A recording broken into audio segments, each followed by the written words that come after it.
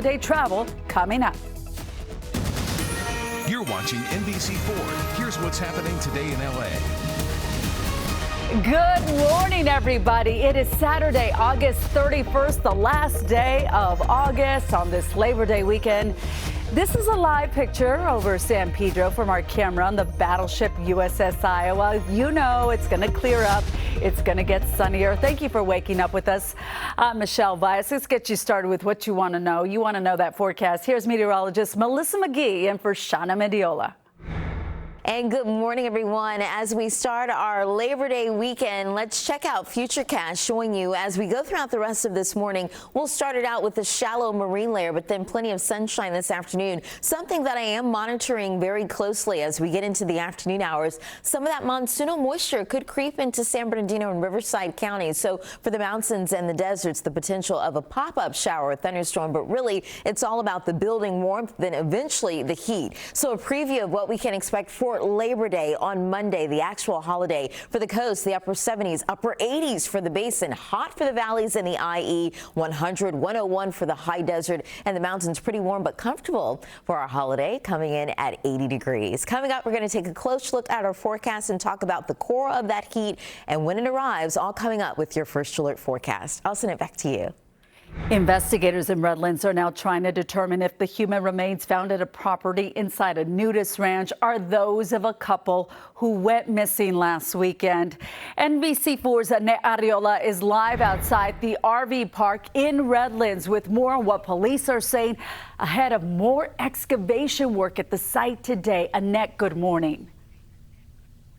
Hey there. Good morning to you, Michelle. Hello, everybody. And there have been several developments over the past 24 hours. We do know that police have had to suspend their search on the property due to structural safety concerns. However, they will be back in the next couple of hours with additional heavy equipment to continue their investigation. But at this point, Redlands police telling us that they do believe that 79-year-old Dan Maynard and his wife, 73-year-old Stephanie, are dead. The elderly couple went missing last week from their home at the Olive Dell nudist ranch, and now police are charging their neighbor with their murder. Investigators say 62-year-old Michael Sparks was hiding in a bunker inside his house, or under his house rather, when he was taken into custody. They say he was holding a rifle and attempted to shoot himself, but it misfired, and it was inside the bunker where they discovered bags of evidence, including human remains.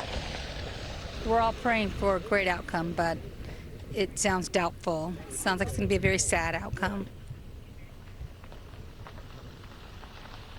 And while police could not confirm the remains were those of the Maynards, they do believe, again, the couple is dead. Police say it's going to take some time to confirm the identity of the remains and, of course, the manner of death. But, Michelle, I can tell you this is a murder investigation that has sent shockwaves through this nudist community out here. They tell us that the Maynards were a very happy couple involved in their community. They love playing poker and just doing all sorts of things with their neighbors. Now, in terms of the relationship that they had with Mr. Sparks, well, a lot of the folks out here tell us that it was, you know, the type of relationship that anybody tends to have, you know, a couple of disagreements here and there, but nobody ever imagined that things would end up like this. Now, in terms of Mr. Sparks, we've had other neighbors tell us that he was a bit of a loner. He kept to himself, was not very social, but again, nobody's seeing this coming at all. That's the very latest reporting live this morning from Redlands. I'm Annette Arriola for Today in LA. Michelle, we'll send it back to you. Annette staying on top of that death investigation. She'll have another update in 30 minutes. Meantime, the city of LA has reached a nearly $10 million settlement with the family of a Silver Lake Trader Joe's assistant manager who was mistakenly shot by LAPD officers during a pursuit and standoff. This was back in 2018. Those officers were pursuing Gene Atkins. He was shot in the left elbow as he ran from his car into that Trader Joe's store.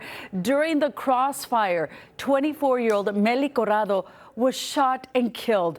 Atkins was charged with Corrado's murder. He is still awaiting trial.